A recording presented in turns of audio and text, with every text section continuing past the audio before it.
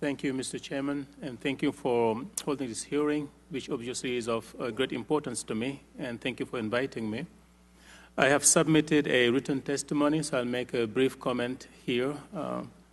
I'll be talking about the economic development of Africa, agriculture and food security, and then later in my testimony touch a little bit on the U.S. assistance. The first question that came up was, what are the key issues for Africa with respect to short-term and long-term development? And in starting to answer that question, I would like to ask ourselves, what do we need to do first to understand where Africa is today in terms of its economic performance and what that implies for its future development outlook. Africa has changed, and we need to understand that change and understand how we're going to build on that change. It hasn't transpired to many places. I've heard it around the table here this morning and now, but we need to really take a good look at what's happening in Africa and see how that can be used to propel us towards much higher economic performance and much faster poverty reduction on the continent. Basically, what happened in Africa over the last 10, 15 years, one will have to go all the way back to the 1960s to find that level of economic performance. Africa has lost the 70s and the 80s and the first half of the 90s. But growth has accelerated. Somebody mentioned a 5% growth rate over the last 10, 15 years. It was projected to go down to 3% and maybe now to 1.7% because of the crisis. But growth accelerated over the last 10, 15 years before the crisis. It has spread to many more countries. We have, over the last 10 years, more countries growing at a much faster rate than any time in the preceding 2.5 decades before. Export performance in Africa has also been equally strong. For the first time in history, post-independence history, export growth in Africa has been higher than the world average from 2000 to 2005, both in terms of agriculture export value and volumes, unprecedented. Increase of FDI, foreign direct investment into Africa, has been even a major article in Time magazine recently. You look further, you see that macroeconomic indicators in Africa have improved greatly. Inflation has been down, fiscal balance is improved, foreign exchange reserves have gone up, currency valuation have been much more consistent. Now, to look forward as to what we can do and what the US can do in Africa, we ask ourselves, what has been behind this remarkable recovery after 2.5 decades of stagnation, and how can we understand the factors behind it and therefore scale them up? I think that should be a starting point. First, what I would say is that we had very strong macroeconomic and social policy reforms across Africa. You look at governance effectiveness across many African countries, it has increased quite sharply. But also we have to recognize that the recent economic recovery has not compensated for 2.5 decades of stagnation from the 70s, 80s to mid-90s. We still have large pockets of poverty across Africa, and the progress towards the poverty reduction goal of the Millennium Development Goal has picked up, but it's not going to be enough for many African countries. The real challenge, therefore, that we have, Mr. Chairman, is how do we accelerate and broaden the growth process that has taken place over the last 10 years? And I think that should be the guiding factor in U.S. assistance to Africa in the coming years. I highlighted the recovery because I wanted to insist on the fact that it creates a very strong foundation for U.S. assistance to Africa. We have today far better conditions for much higher returns to investment in Africa, U.S. assistance in Africa, as we have had over the last 20 years toward the end of the last century. We have two things that speaks for that, and I think that shouldn't be lost to people deciding on U.S. assistance to Africa. The conditions are good for much higher returns in the future. Policy planning and implementation is improving greatly across Africa. The Comprehensive Africa Agriculture Development Program that's been adopted by the African Union, being put in place by the NEPAD, New Economic Partnership for Africa, implemented by regional economic communities across Africa, is helping African countries move towards evidence and outcome-based planning, peer review, tracking of progress, and learning and adoption of best practices. I have very high hope for that program, and it provides a very strong basis for future engagement in Africa.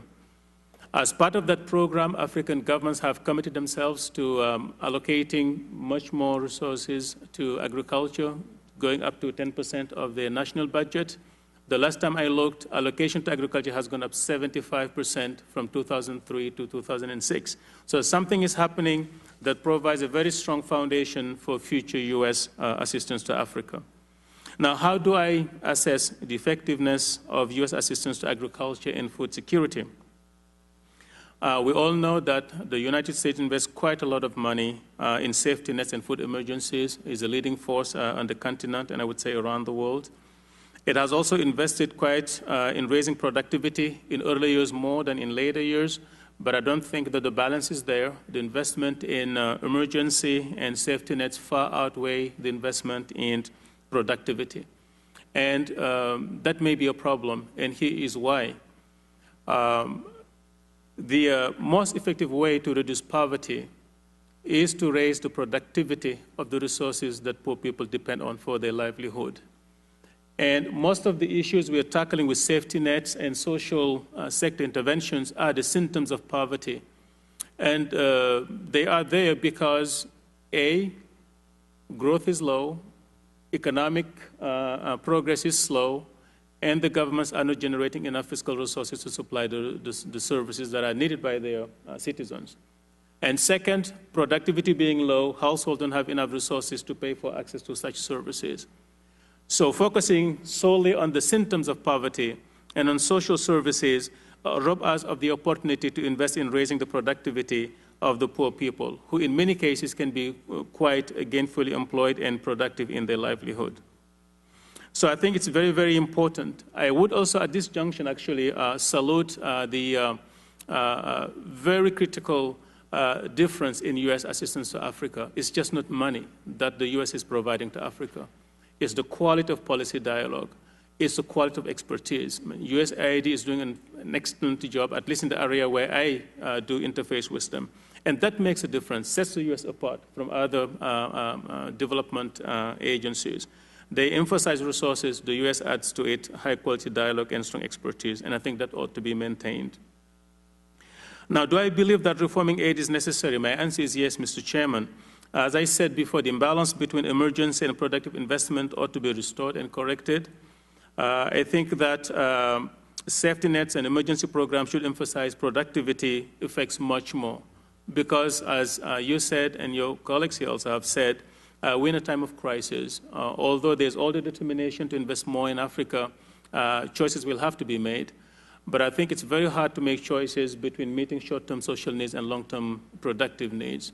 Therefore, the smart thing to do is how to create synergy between the two. Not look at them as alternatives, either or, but how to maximize synergy between social services investment and productive investment. And a way to do that I've highlighted a little bit in my written testimony, but one entry point is when we're dealing with health, education, and safety nets, ask ourselves, how can we maximize the short-term impact on the productivity of labor in the rural areas and in the agricultural sector? Health is a composite, it's not just one service. Education is a composite, it's just not one service. And the composition of the different health services and education services do have real implication for the growth, for long-term growth in these economies. So we don't have to choose between satisfying social needs and investing in growth, but we have to target the specific investment in social services that give us the biggest return in terms of raising productivity.